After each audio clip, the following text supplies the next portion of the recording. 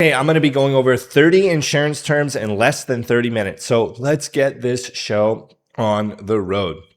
First one we're going to be going over here is the grace period. The grace period is usually 30 to 31 days. This is the period after the premium due date during which the policy remains in force, even if the premium has not been paid. If death occurs during this period, the insurer pays the death benefit minus any unpaid premium.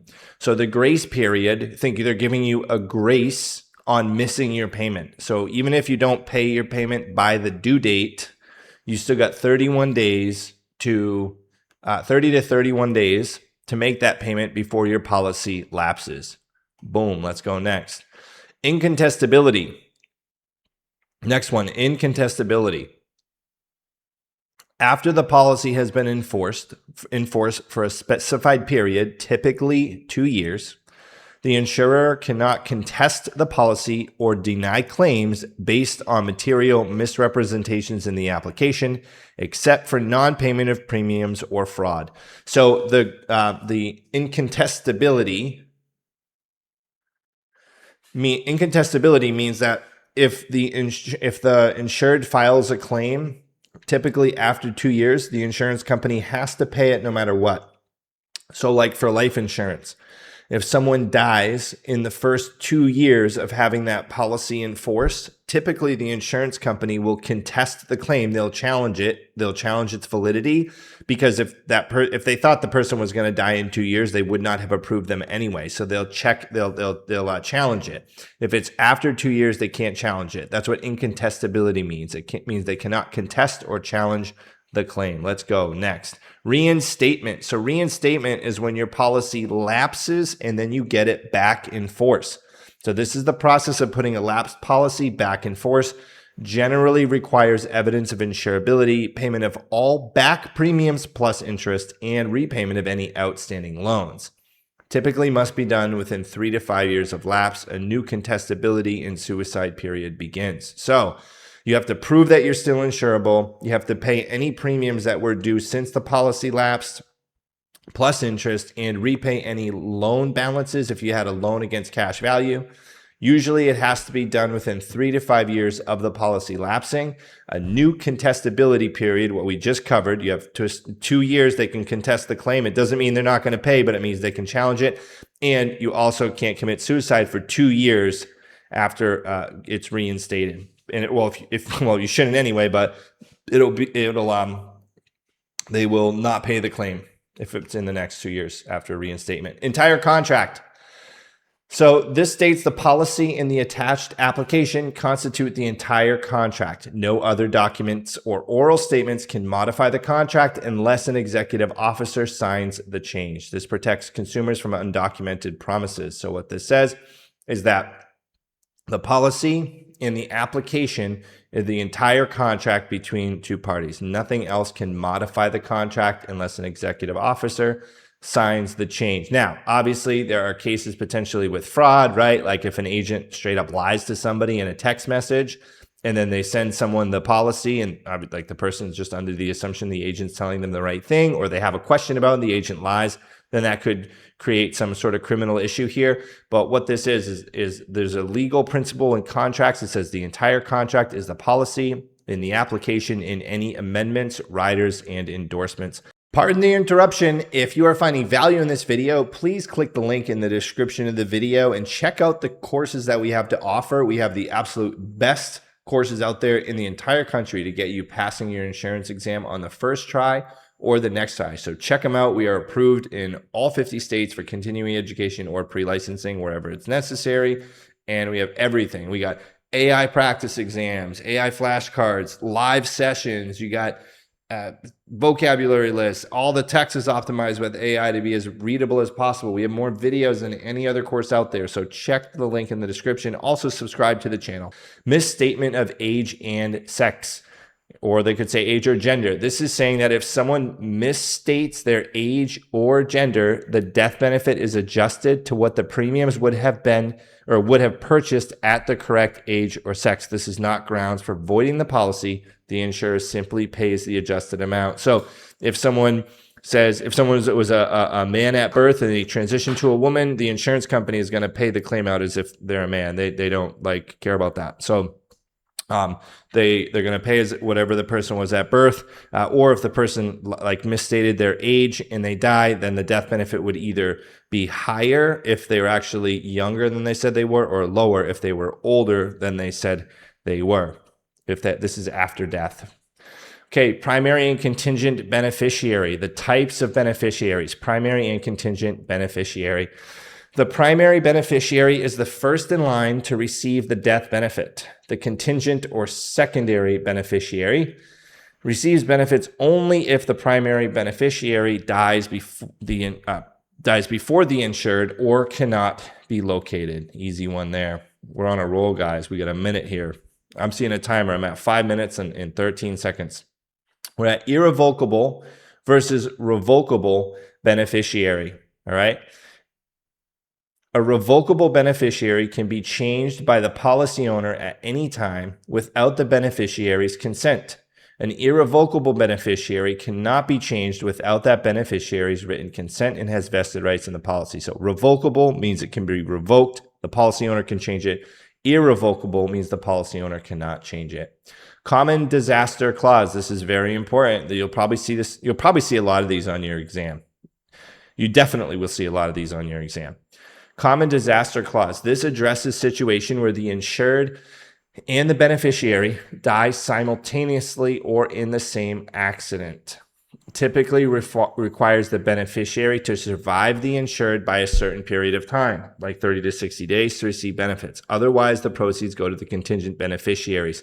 So the simultaneous death clause assumes that if the beneficiary and the insured die at the same time or within a certain amount of time of each other, that they're going to assume that the primary beneficiary died first. That way the contingent beneficiary gets paid the money. Spendthrift clause. This is related to beneficiaries. This protects the death benefit from the beneficiary's creditors. The beneficiary cannot assign or borrow against benefits before receiving them, and creditors cannot attach claims to the proceeds. So what this means, if someone receives death benefits from a life insurance policy, and let's say they have they have stuff in collections from credit bureaus, those credit bureaus cannot come and take that life insurance benefit money. So it's protected from creditors or from banks or credit cards or whoever that they may owe money to. Okay, so we're looking at cash payment or lump sum settlement option. This is when the entire death benefit is paid to the beneficiary in one payment. This is the default option for life insurance if no other option is selected. Now we're going to look at the life income settlement option. This is called life income settlement option. This converts the death benefit into guaranteed lifetime income payments for the beneficiary. The amount depends on the beneficiary's age, gender, and interest rates. Payments stop at the beneficiary's death. So when someone selects the life income settlement option, what happens is the death benefit, say it's $100,000, that converts into, it's pretty much converting into an annuity where it's a lifetime income payments for the beneficiary.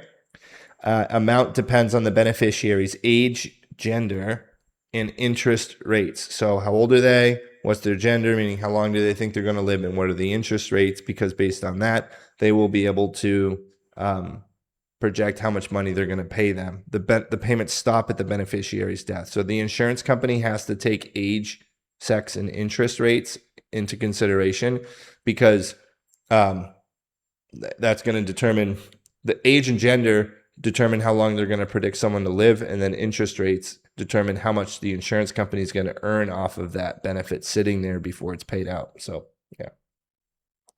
Fixed period settlement option. Fixed period.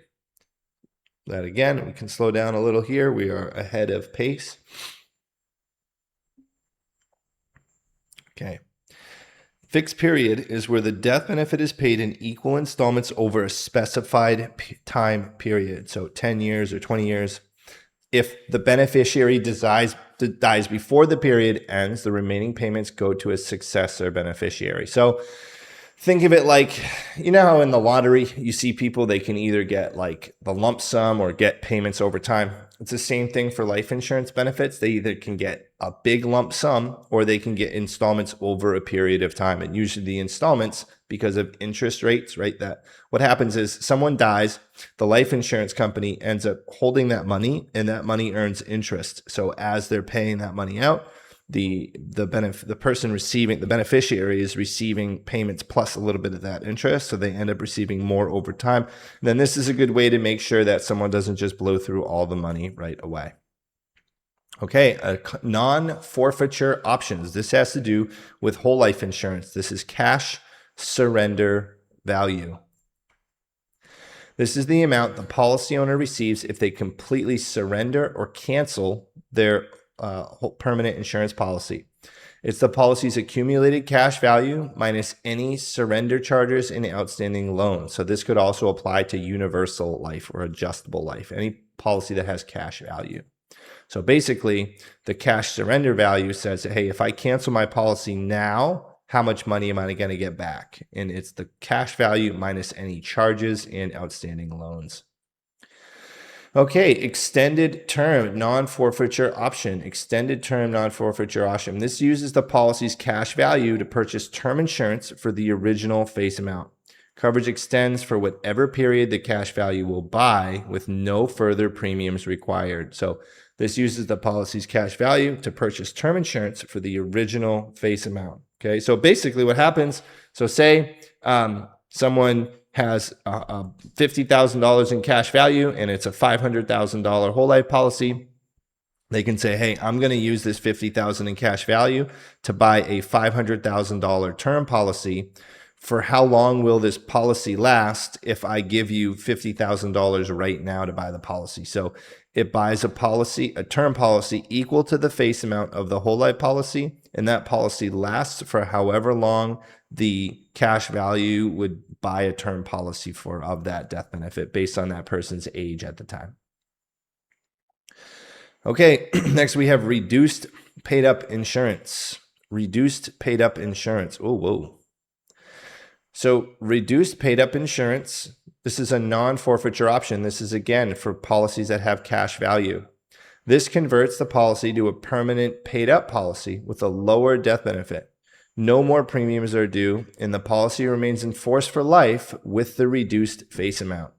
Okay, so this converts the policy to permanent policy with a lower death benefit. So same example, if you have a $500,000 whole life policy, but you have $50,000 in cash value, basically what it does is says, hey, how much permanent insurance can this $50,000 policy buy me now?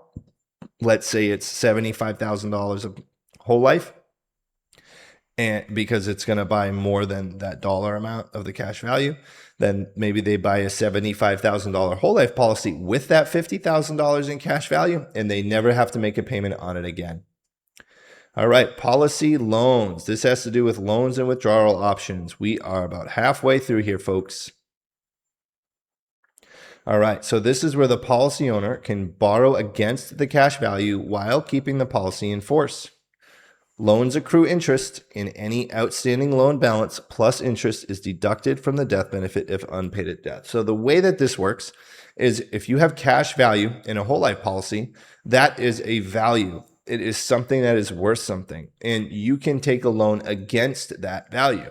It's just like if you had a bunch of gold, you could go and take a loan out against that gold, right? And the cool thing is that cash value is still earning interest. You have to pay the loan back with interest, but the cash value is still earning interest.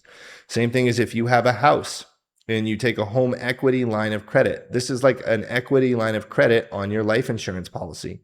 So if you own a house and you have equity in the house, meaning it's worth more than what you owe the bank, you can sometimes take a loan against that equity.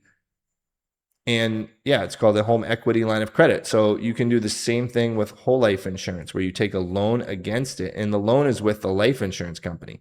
So it's not with a bank or anything like that. And policy loan interest rates are usually disclosed when someone gets the policy. So it's pretty cool. You can almost be your own bank. There's a whole system that some insurance agents market with that. It's called infinite banking. Loans accrue interest in any outstanding loan balance plus interest is deducted from the death benefit. So if it's unpaid, so say you took out a loan on the policy and you passed away, the death benefit would be whatever that is. Would be the cash. The death benefit would be the face amount minus any loans and interest. Okay, automatic premium loans. This has to do with policy loan and withdrawal options. Automatic premium loans help prevent policies from lapsing. This is a provision that automatically borrows from cash value to pay premiums if the owner does not pay during the grace period. This prevents unintentional lapse, but reduces cash value and death benefits. So you remember before how we were talking about the grace period? Well, if you still don't pay after the grace period, the automatic premium loan will take a loan against the cash value to pay your premium to make sure your policy doesn't lapse if you have cash value. Okay, paid up additions. This is a very popular dividend option for life insurance. Whoa. This is where you use dividends to buy small amounts of additional paid up insurance, increasing both the death benefit and cash value without medical underwriting. So what happens is if someone has a participating whole life insurance policy, they will oftentimes receive dividends, which are return of unused premium. So basically someone pays money every month for a policy. At the end of the year, the insurance company says, you know what? Based on how much you paid and how much money we made and what our claims were, we're going to give some of that money back to you. You can either take that as cash. There's a few things you can do. One of the options is to take it and purchase additional permanent life insurance, and it's paid up. So it buys a small paid up permanent policy to add to your current policy, and it starts to accumulate and pool together. And this adds compounding interest to policies over time. So this is great. This is a great way. This is a huge benefit of participating policies where they increase in cash value and death benefit over time exponentially. Pardon the interruption. If you are finding value in this video, please click the link in the description of the video and check out the courses that we have to offer. We have the absolute best courses out there in the entire country to get you passing your insurance exam on the first try or the next try. So check them out. We are approved in all 50 states for continuing education or pre-licensing wherever it's necessary. And we have everything. We got AI practice exams, AI flashcards, live sessions. You got vocabulary lists. All the text is optimized with AI to be as readable as possible. We have more videos than any other course out there. So check the link in the description. Also subscribe to the channel. Thank you. Compounding. Okay, reduction of premium dividend option. So this is basically exactly how it sounds. Your premium gets reduced. So you remember me talking about how if you pay, testing the mic there. Remember how I was talking about you can get this previous one, you can buy insurance with your dividends. Well, in this one, you can use it to pay your premium. So this is where your dividends are applied to reduce the premium payment, effectively lowering the out-of-pocket cost. Okay, accumulation at interest. This is another dividend option. Whoa. This is when you let the insurance company keep the dividends to accumulate interest, which is similar to a savings account. So you say, hey, keep these dividends, just let it accumulate. The policy owner can withdraw accumulated dividends at any time. So this is where you say, keep these dividends, let them keep earning interest.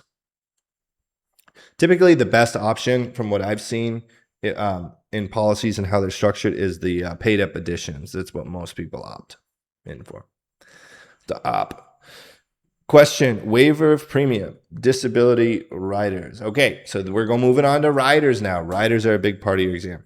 So waiver of premium, this is where if the insured becomes completely disabled, totally disabled, as defined in the policy, which usually means they're unable to perform their own job duties for at least 6 months or for about 6 months, the insurer waives all future premiums while keeping the policy in force with all benefits intact. Okay, so this means if someone has the disability waiver of premium rider, this means that if they become disabled, the premiums are waived. Some of these things are kind of self-explanatory.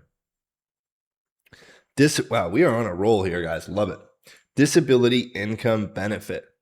Disability riders. So The disability income benefit is exactly what it sounds like. It provides monthly income payments, typically 1% of the face amount per month, if the insured becomes totally disabled. This is paid in addition to keeping the policy in force. So if you have a $100,000 policy, what's 1% of that? Well, $1,000. So this is where if someone has a disability income benefit rider and they become disabled and they have a, say example, $100,000 policy, they are going to get $1,000 a month until they're no longer disabled, or for a certain amount of time, however defined in the policy. Okay, we're going to talk about children riders. This is riders covering additional insured, so more than one person on the policy. Whoa. This provides term coverage on all of the insured's children, current and future, for a single premium.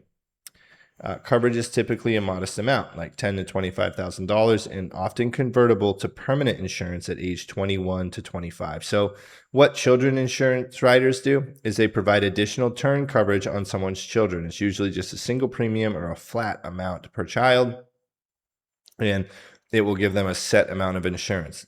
So sometimes they have to prove insurability, sometimes they don't, sometimes it can just be added to the policy, but coverage, it's usually a smaller amount, and eventually at age 21 or 25, they have to convert it to permanent insurance or it goes away. All right, accidental death rider. These are riders affecting the death benefit amount. So the accidental death rider provides an additional death benefit, typically doubling the face amount if death results from an accident. It's sometimes called double indemnity or the accidental death benefit, ADB. So basically, say someone has a $100,000 life insurance policy, and then they get the accidental death benefit rider. This will double the policy death benefit to $200,000 if they pass on an accident. So if you got a client, they're about to go, say, Betty, make sure that if you're about to go, you hop on that motorcycle and, I'm just kidding. Guaranteed insurability.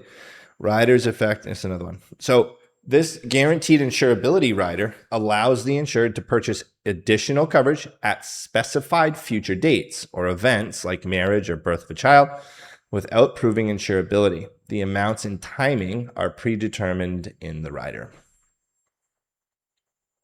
So like for instance, it can be like, oh, well, every 5 years you can get more insurance without having to go through underwriting, or when you get married or when you have a kid or if you get a new job, something like that.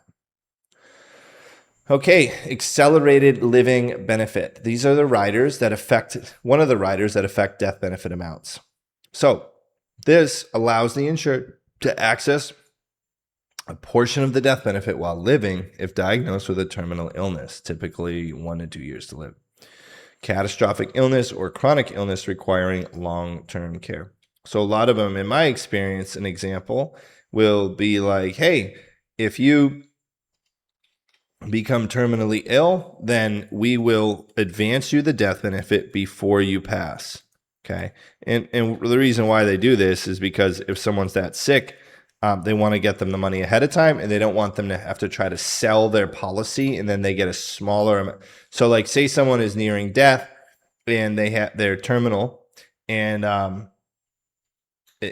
someone comes to them and says, hey, you know, I know you really need money now. You're really sick. Money's tight. If say they have a $100,000 policy, that person might say, hey, I'll give you $75,000 now, and I want you to sign it over to me, and I get $100,000 when you die. So this is to prevent that from happening a lot of times. Basically what it means is if they think you're going to die anyway, or you get super sick or something really bad happens, then it can trigger a situation where you can get money advanced to you. So we're going to talk about policy exclusions here. This one we're going to go now is suicide clause. All right. If you see toggle webcam guide, this is just so I know where to put my face in the video. No death benefit, only return of premiums if the death is by suicide within the first 2 years of the policy. So if someone gets a life insurance policy, obviously, if someone, like that would be a benefit for someone who's committing suicide to leave behind, right? So they say, hey, if you get a life insurance policy, there's a cool down period pretty much. You have to wait 2 years have to go by before the claim will pay over suicide. I don't know what this one's going to say. This is a trick one, or this is a surprise for me. 2 year periods. Let's go. Critical time period for, oh, okay, yeah. So the 2-year period is a critical time period for both the incontestability clause and the suicide clause. After 2 years, the insurer cannot contest the policy except for fraud or non-payment, and suicide is covered. 30 to 31 day grace period, we'll cover this again. Standard grace period after the premium due date, during which coverage continues without payment. It's essential to remember for exam questions about policy lapse and reinstatement scenarios. And ladies and gentlemen, we are on the last one. I don't know what happened there. My microphone got disconnected and it kicked me off the thing. So I'm the last one. I'm glad it happened on the last one though. Okay, we're going to go 10 to 30 day free look period. These are key time frames. So the free look period and the grace period sometimes depend on your state. You usually learn these specifically in your state laws, but these are state dependent, varies by jurisdiction, during which the policy owner can return a newly issued policy for a full refund. This protects consumers from high pressure sales tactics. So basically it says, look, even if someone does sign up and buy a policy, they can always cancel within the first 10 to 30 days to get their money back. So it may vary by state, but a lot of life insurance companies themselves just default to 30 days from my experience, because if one state it's 10 and another state it's 30, they just default 30 days because they know it'll cover in every state, and then they don't have to worry about learning state by state. But I hope that helped.